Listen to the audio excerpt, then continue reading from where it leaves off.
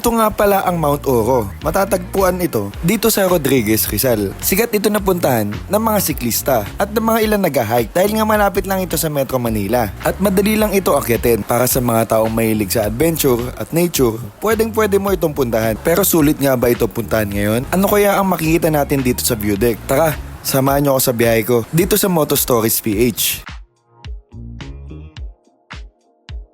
Kakatapos lang natin sa main road nila. Packet na tayo ng Mount Oro ngayon. Ito na yung start ng paahon. Kung makikita nyo, ngayon is sementado na. Dati hindi pa to eh. Mga lupa pa to dati. Pero ngayon, pag paahon na kayo, sementado na. So ito yung bubungad sa inyo. Isang sharp curve na matarik. Ayun o. Siguro mga yan. Papuntang 40 degrees. Ayun o. Dito tayo bebuelo.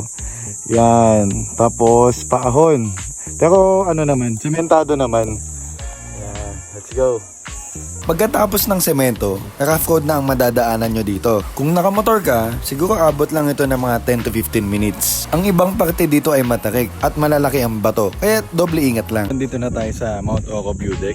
Kung nakikita nyo, walang katao-tao kasi weekday. Yung unang akyat ko dito, hindi ako nakakyat kasi umuulan. So try natin kung iakyat natin yung motor natin.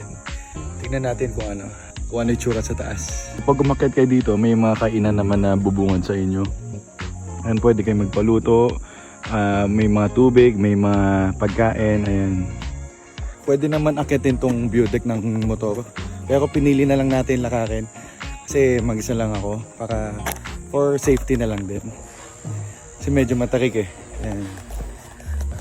Loose gravel. Ayan o. Tapos yun yung motor. Ayan. Mas okay na yung safe kaysa ipilit pa natin na iakyat yung motor.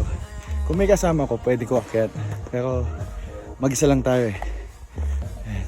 Okay na yung safe. Pagka-akyat nyo dito, merong mga nakalagay pang mga gamit-gamit. Galing pa daw ito eh, Holy Week. Nung nag-Holy Week.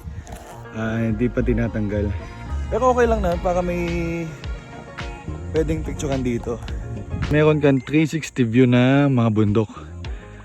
Ayan, ganda. Ang lang dito is syempre nasa bundok tayo. Wala dito ang lilim. Kaya siguro pag nagpunta ka dito, talaga talaga. Pahinga lang talaga. Naglit lang tapos upo. Kanina nung nagpalipad tayo ng drone, pinakita ko isa pang view deck eh. So dalawang view deck dito.